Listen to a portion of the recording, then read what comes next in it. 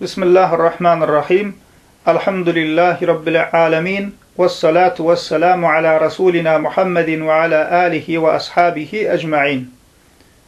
Bir Müslüman doğrumuz şeýle soraptır. Assalamu aleykum. Namaz okuluş hakkında dolu gurrun berseňiz. Ayalym bilen bilelikde namaz okayan, haýsy namazda ses çıkarıp okumaly, haýsynda ses çıkarman okumaly. Namazdan soň doga dilegleri bilelikde okumalymy? Şular barada gurrun berseňiz sizden hoşal bolardyk diýip sorapdyr.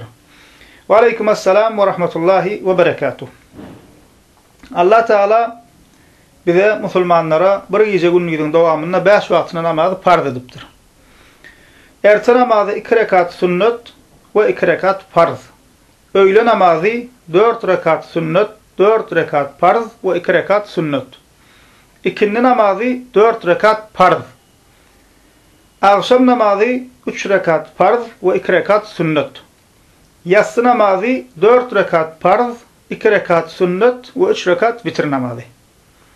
Ve her bir musulman, ulu kiçi zenan erkek, nahil vazifede bolsa bolsun, nahil işte bolsa bolsun, nahil ýagdaýda bolsa bolsun. Eger akly ýerine bolsa, her bir musulman bir gece günüň dowamynda 5 wagtyna namazy hökman kılaýmaly. Kur'an ve sünnette namazsız musulman diyen düşünce yok. Musulman bolsaň hökman namazyny kılaýmaly. Bul bellemeli birinji zadymyz. İkinci musulman dogulmyzyň soragyna gelsek, ayalym bilen bilelikde namaz okayan diýipdir. Erkek kişi farz namazlaryny mesçitde cemaat bilen kılmaly. Hanefi mezhebimizde musulman doganlar erkek kişi cemaat bilen namaz kılmagy vacib ve yakin sünnet-i muakked diýilýär. Vacib ve yakin sünnet-i muakked. Yani erkek kişinin uzursuz cemaati terk etmek doğru değil. Belli bir sebebe göre ayalı bilen cemaat bolup namaz kılacak bolsa, sağında ya da çepinde değil, namazda ayalın dik arka tarafında, arka safta durmalıdır.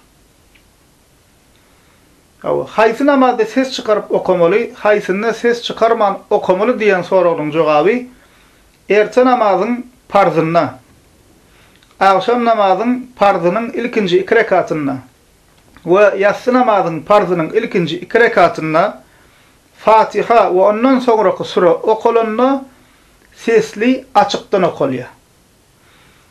Öğle namazın farzı, ikindi namazın farzı sessiz okulya.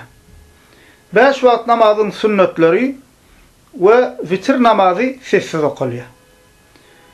Sesli ve sessiz okumaň ölçegi näme diýip sorasa musulman doganymyz, başga biri eşitjek derejede okasaň sesli açykdan okudyň hasaplanýar. Diňe özüň eşitjek derejede okasaň sessiz okudyň hasaplanýar. Şu ýerine öňsören musulman doganlar sesli açykdan okulýan namazlary cemaat bolup okulanna imamyň sesli açykdan okamagy Hanefi mezhebine göre wajipdir. Emma açıktan sesli okuyan namazları yeke başına okuyan kişi islese açıktan edip sesli, islese de näme sessiz okap biler. Yine de Hanefi mezhebimizin kitaplarına diýilýär, yeke başına okuyan kişinin sesli okuyan namazları açıktan sesli okamagy has haýyrly diýilýär. Namazdan soň doga dilegler bilelikde okamalymy diýen soragyň jogaby,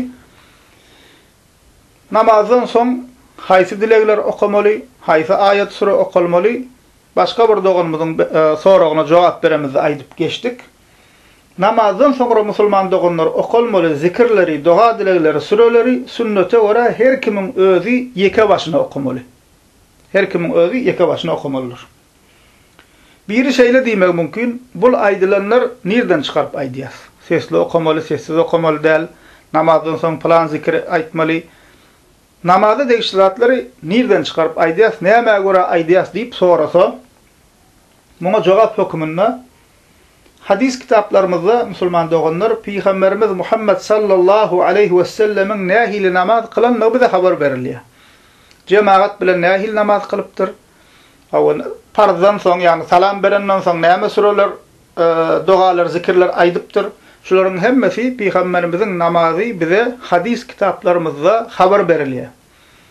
Alimlerimiz şolary esaslanyp musulmanyň namazy nähili bolmaly diýip fıkıhda düşündiripdirler. Haýsy ýerde näme okumaly, haýsy dilegi dogany okumaly, haýsy zikri aýtmaly, seslimi sessizmi, şol hadislere esaslanyp kitaplaryna alimlerimiz ýazypdyr. Buhari'da Malik bin Huwayris radiyallahu anh'dan haber berilen hadisinde Peygamberimiz sallallahu aleyhi ve sellem diye "Sallu kema ra'aytumuni usalli." Men nähili namaz kılan bolsam, sizem şol hili namaz kılın diye. Elhamdülillahi Rabbil alemin.